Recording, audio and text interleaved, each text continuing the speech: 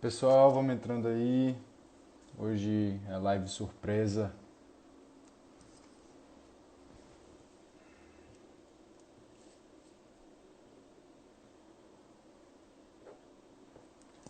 Opa, Sérgio.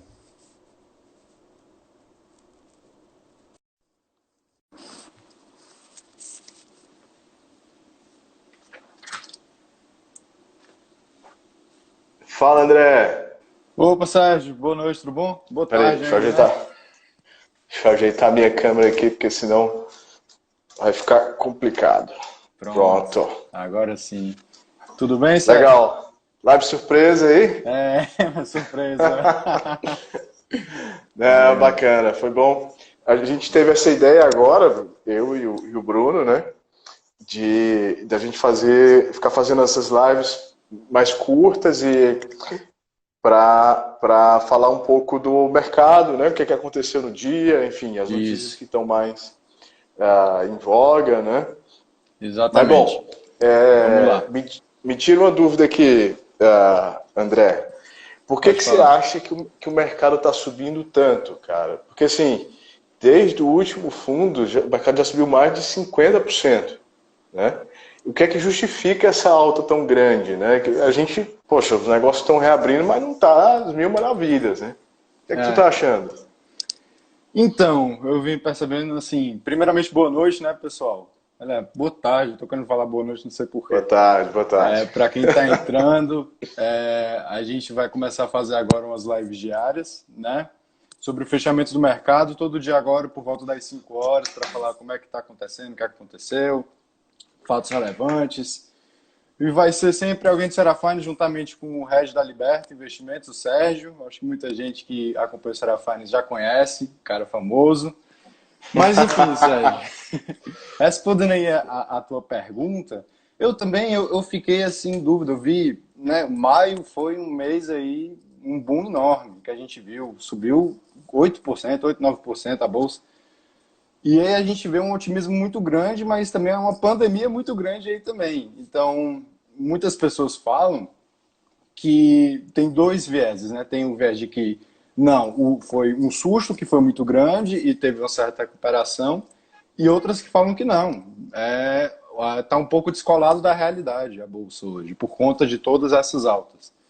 E aí Uhum. esse otimismo por ver a economia reabrindo, né? Eu acho que muitas pessoas pensam que o pior já passou, então já está tudo ok, podemos voltar ao normal, aplica em bolsa, tudo certo.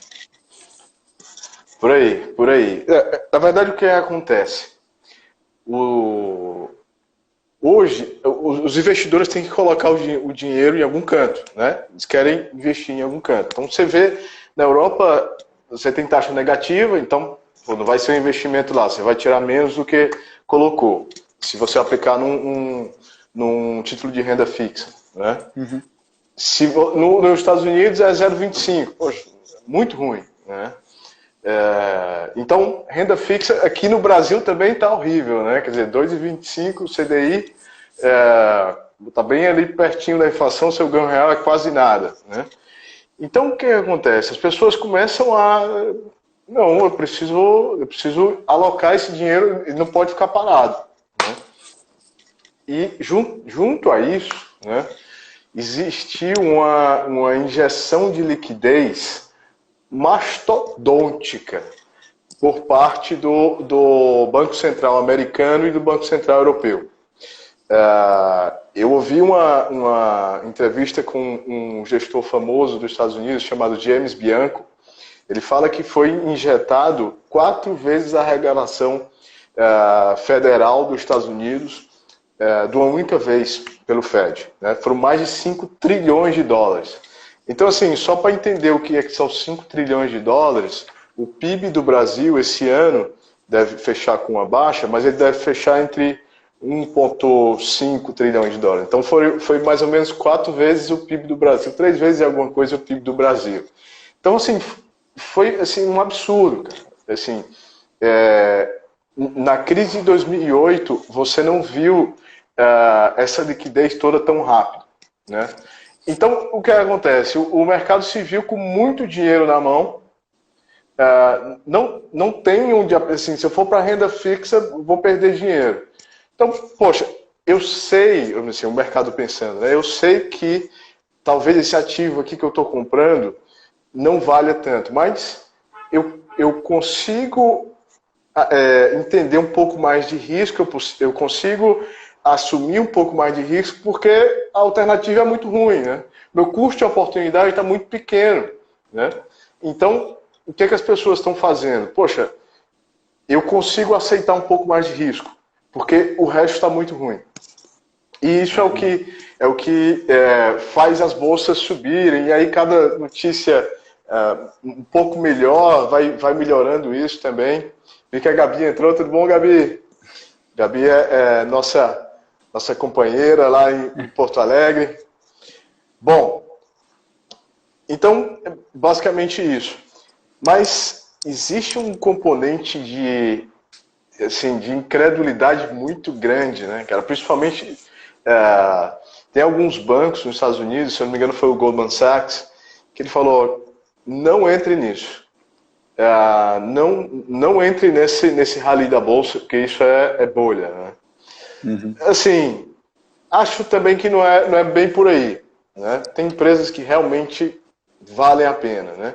Tem empresas que não. Por exemplo, eu não sei se você viu, André, o caso da Hertz, né? Que é a empresa que aluga carros, né? Então a Hertz pediu concordata, ela pediu falência, né? A ação dela estava em centavos e as pessoas começaram a especular e a ação aumentou 10 vezes do dia para a noite, né?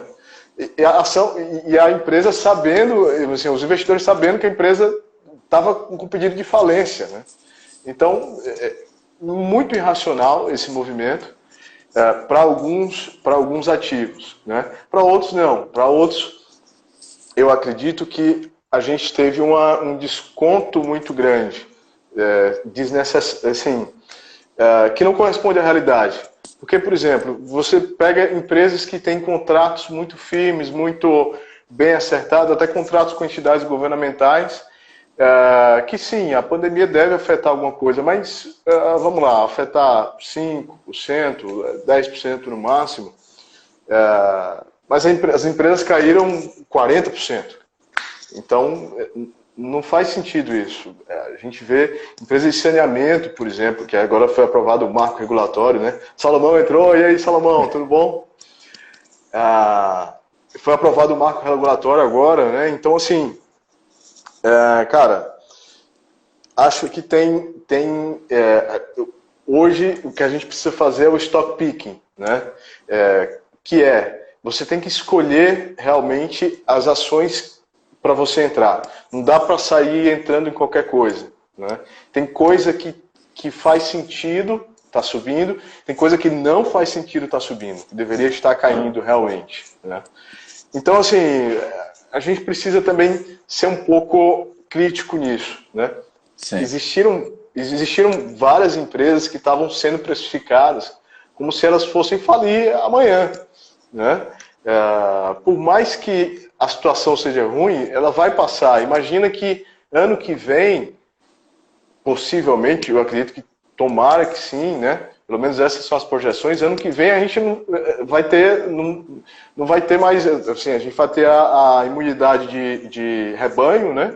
Que as pessoas chamam, e a gente não vai ter mais tanta, acho que as pessoas estão com receio, né? Tem que usar máscara, tem que, enfim, não pode pegar nas coisas. Pô, depois que você passa 60% da população imunizada, pronto, está resolvido. Então, assim, isso não é uma coisa que vai ser para sempre, né? E as pessoas gostam eu gosto de usar essa frase que o AD.NET da Eleven fala. As pessoas gostam de perpetuar a fotografia, né? Elas veem como é que está hoje e eles, não, isso aqui vai acontecer para sempre. Cara, muito raro e principalmente em momentos de extremo estresse, como está agora. Então, assim, as pessoas dizem, a aviação está morta, nunca mais ninguém vai andar de avião. Não, cara, assim, isso é hoje, né? Próximo ano, talvez isso a gente nem sabe mais o que é coronavírus. entende? Foi uma página virada. Então, difícil. E quando você precifica uma empresa, você não precifica ela por causa de 2 meses ruins, 3 meses ruins. Você precifica achando que ela vai viver para sempre. Então, cara, para sempre é muito tempo. Não dá para você pensar que por causa de um trimestre, ou talvez 2, ou talvez até o ano todo ruim, a empresa boa tem que cair tanto de valor, né? Então, assim, a gente precisa realmente ter esse trabalho de stock picking, né? Existem muitas oportunidades ainda, eu acho que vale a pena. Adalto, por favor, faça a pergunta aí, cara. Estamos aberto aqui. Tá bem livre aqui para todo mundo. Quem quiser fazer pergunta, pessoal, pode fazer à vontade que a gente responde na hora. Né? A gente vê, por exemplo, empresas de shopping. Tem empresas de shopping que elas estão sendo negociadas na bolsa só pelo valor do terreno. Então, cara, imagina o shopping Iguatemi, por exemplo. Derruba o shopping, recolhe o entulho, tá, quanto é que vale o terreno? Tá lá, vale 10. Beleza, na bolsa tá, o shopping tá valendo 10. Mas, porra, eu tenho todo um ativo aqui, eu tenho todo um investimento em capital fixo aqui, e você está dizendo que isso não vale nada? Então, tem algumas inconsistências ainda interessantes na bolsa, né? Bom, vamos dar uma olhada aqui se tem alguma pergunta. Não sei se você já viu isso aí. Já. Vamos lá. E o marco do saneamento do nosso amigo Bruno? Acabou de perguntar aqui. De hoje, boa, né? Boa, Bruno. Pois pronto. Bom, voltando aqui, um pouquinho do resumo do dia, né? Hoje a gente teve o Ibovespa um pouquinho em alta, teve 1,5%, né? Está nos 95.800 pontos, 95.800 pontos. Dólar em queda. E aí, um dos grandes destaques do dia mesmo no mercado foi esse marco do saneamento, né, Sérgio? E aí, o que é que você achou dos efeitos disso daí? Bom, no mercado tem uma frase que a gente diz assim, sobe no boato e cai no fato, né? Então, esse marco do saneamento, todo mundo sabia já, quer dizer, não era segredo para ninguém. Existia uma grande chance de passar, como realmente foi, passou com uma votação muito forte, né? E era meio que uma coisa que tinha uma probabilidade muito alta de acontecer, né? Então o mercado precificou antes. É tanto que você vê hoje as principais empresas de saneamento caíram hoje. Então, assim, a pessoa que hoje de manhã começou não, vou comprar essa ação das empresas de saneamento porque passou o marco ontem. Cara, esquece, o mercado já precificou isso, né? Assim, o mercado não espera a coisa acontecer para tomar uma posição. Então, assim, é importante pensar nisso também. Você tem que estar em empresas que você acredite, né? Você acredita que o saneamento no Brasil tem espaço para melhorar? Você acredita que as empresas privadas fazem um trabalho melhor do que as empresas públicas?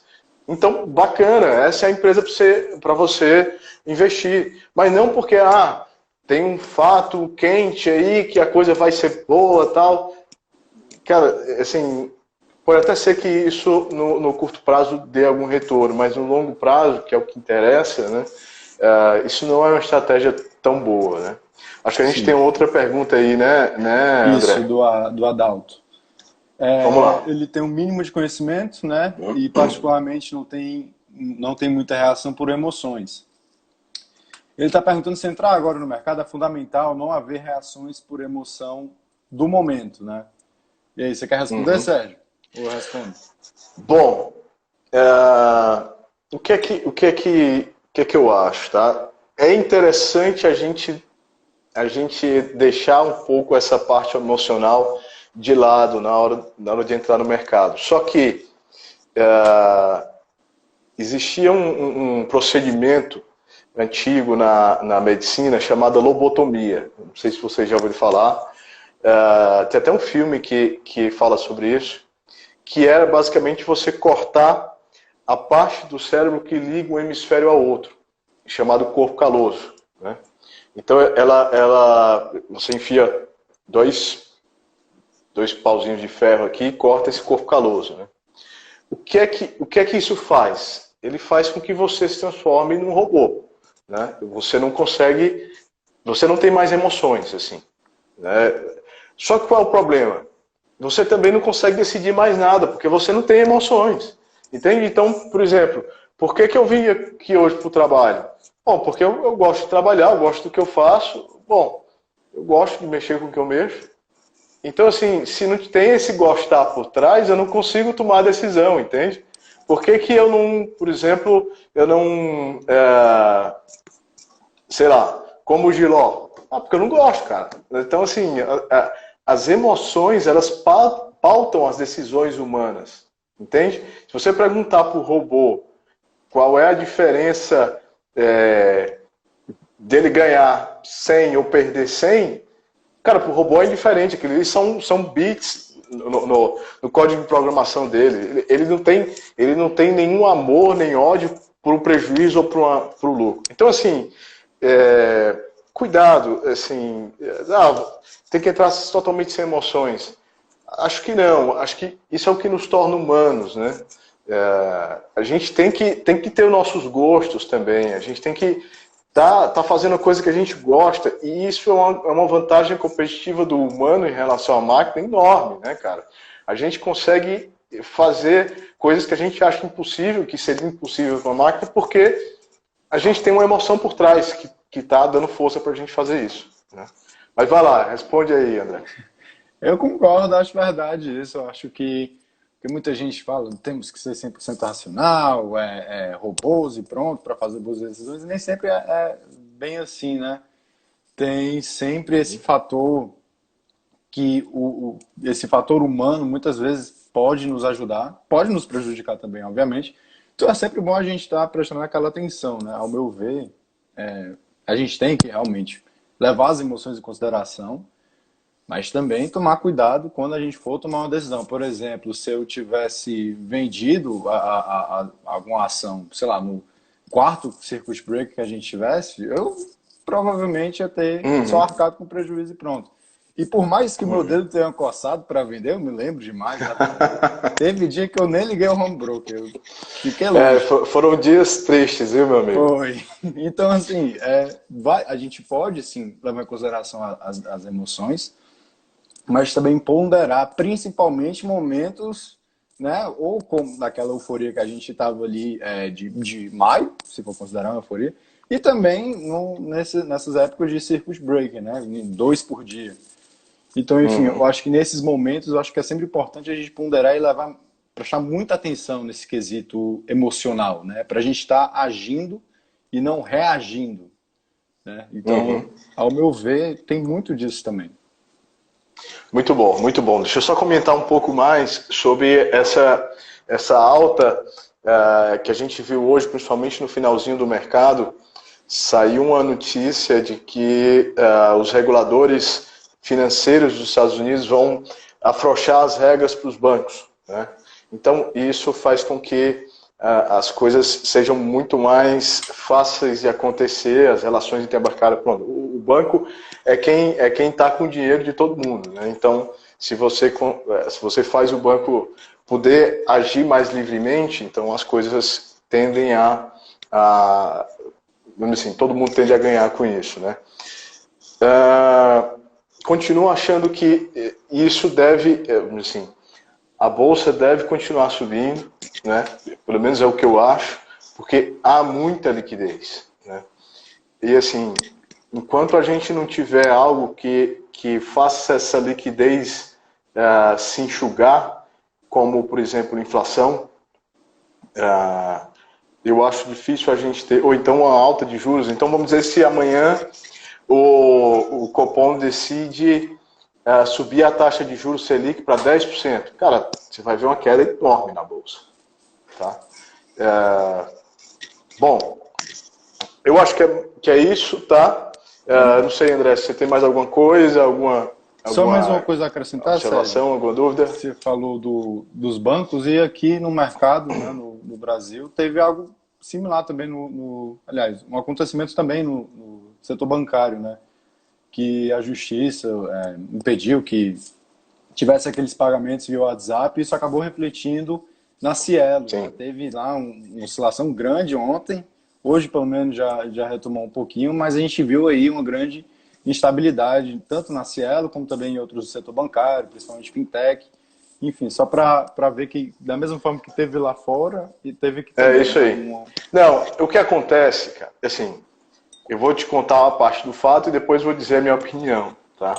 O que acontece é o seguinte, a Cielo, ela estava com uma parceria com o WhatsApp para você conseguir fazer pagamento pelo WhatsApp, né? Só que isso é uma concorrência direta com os bancos, né? Então, o que é que os bancos fizeram? Pessoal, vamos se reunir aqui e vamos falar com o Banco Central. Isso aí não pode, né?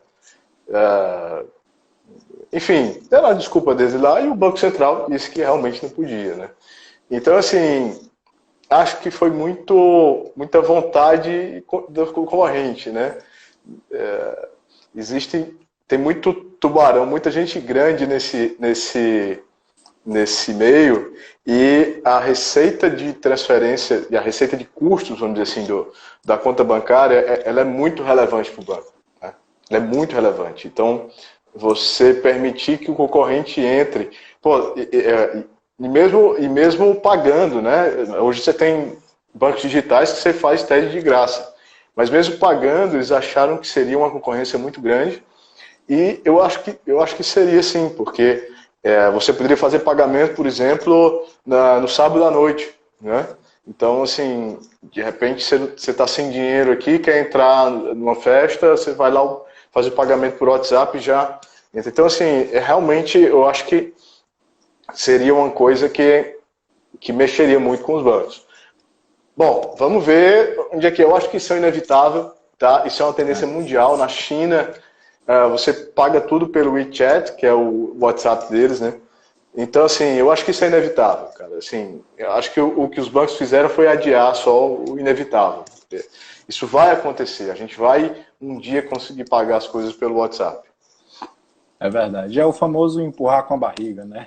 Deixar esse problema aí para o futuro. Mas é verdade. Bom, tem mais alguma colocação, Sérgio, para fazer aqui hoje? É isso. Obrigado a todo mundo aí que entrou. Um abraço a todos. A gente já está de volta aqui na Liberta. O escritório está aberto. Por favor, venham nos conhecer quando puderem, quando quiserem, né? A gente adora aprender aqui, né? E ensinar também, por que não? Né? Tem muita oportunidade ainda para a gente explorar. E, bom, é isso. Um abraço a todos. Obrigado, André. Obrigado a toda a turma do Ceará Finance aí por essa live relâmpago.